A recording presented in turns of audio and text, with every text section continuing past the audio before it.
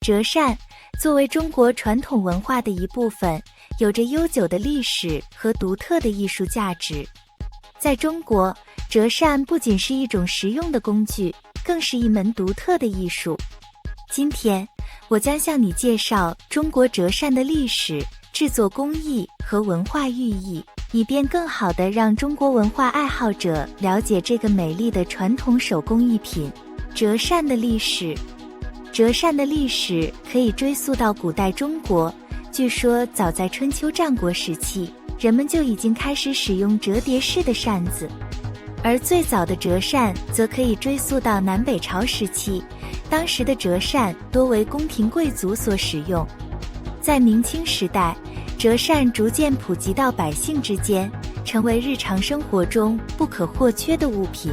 折扇的制作工艺。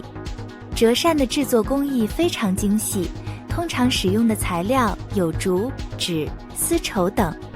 首先，工匠会选择优质的竹片作为折扇的骨架，然后在竹片上粘贴上薄薄的纸张，形成扇面。扇子的扇骨采用精细的木工雕刻，以保证扇子的坚固和美观。最后，可以在扇面上绘制各种图案，或者用彩绘、刺绣等工艺进行装饰，使折扇更加艳丽和具有观赏性。折扇的文化寓意。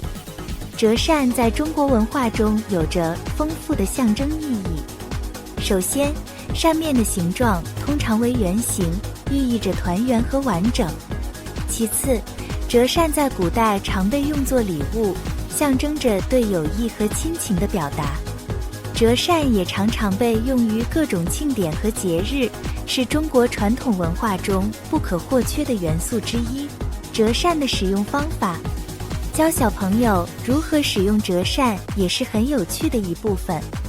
首先，展开折扇，让小朋友看到美丽的扇面，然后教他们如何轻轻地摇动扇子，感受微风的凉爽。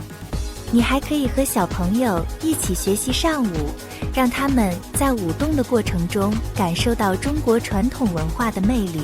总的来说，折扇不仅是一种实用的工具，更是中国传统文化的瑰宝。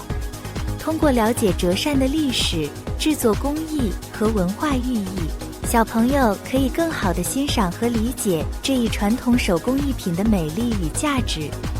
希望这篇介绍能够帮助朋友们对中国折扇有更深入的认识。